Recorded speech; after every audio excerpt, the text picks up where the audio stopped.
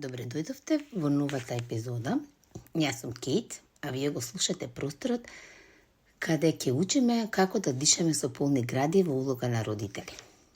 Денес отварам тема која сигурно ви е разничила само до вербата барем 100 пати до сега. Зборуваме за тоа како на свој начин да изградиме собствен пат во процесот на воспитување на своето дете. На почетокот ќе го поставам првиот дел, а тоа е бучавата од добронамерни совети. Ајде да бидеме искрени. Штом ќе станеш родител, одеднаш сите околу тебе стануваат експерти за твоето дете. Баби, дедовци, соседи, па дури и луѓе што случајно ги минуваш на улица, сите имаат рецепт како треба да постапиш. Ти велат, не го кревај, ќе го разгалиш, мораш построго за да те слуша, ние така растевме, па ништо не ни фалеше. И што се случува тогаш со тебе? Почнуваш да се сомнуваш во сопствениот инстинкт.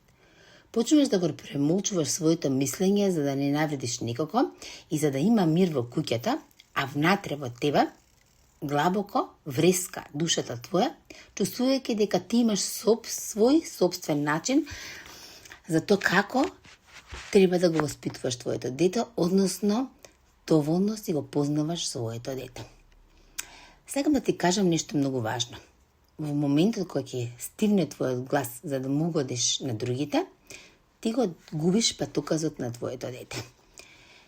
Во тој момент нека ти текне и нека те потсети моментот дека твоето дете не бара совршенство. Едноставно бара да бидеш ти до него. Те бара тебе. Мојата визија и мојата едноставен чекор за тебе е дека не постои еден универзален и совршен рецепт за воспитување. Секој човек на земјинава топка си има свој пристап и свој инстинкт на верување и интуиција што го води во неговиот пат. Токму и како родител, кога ќе станеме родители, ние инстинктивно реагираме и постапуваме и создаваме свој патишта во процесот на растење на нашите собствени деца.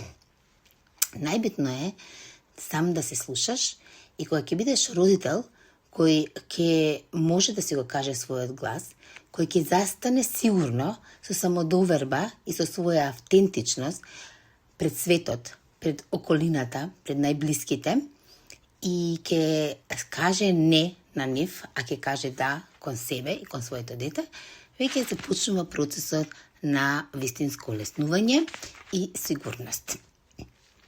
Тоа тогаш детето го чувствува, односно, бидејќи децата не слушаат што зборуваме, тие не гледаат како модели, гледаат како се однесуваме, ти си првиот модел во твојот процес на воспитување и твојата промена, твојот став на изградување, да си го кажеш своето мислење, всушност му создаваш пат и самодоверба на твоето дете, дека може во текот на своето растење секогаш да си го искаже своето мислење и да се спротистави на околината, почитувајќи и мислењата и на другите луѓе. Драги мои родители, ве поканувам да го фрлите притисокот од себе, дека мора се да биде совршено и да биде на начин по некои правила. Вие сте тие единствени и вие си го правите својот рецепт и своите постапки. Не е битно што е популарно во моментот, не е битно што ќе кажат бабите и дедовците, не е битно дали е тоа модерно или не. Битно е дали е среќно вашето дете.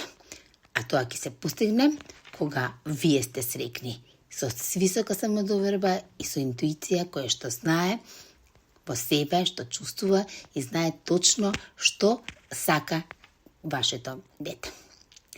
Ве гушкам, ве сакам, јас сум Кейт и се слушаме во некоја наредна нова епизода.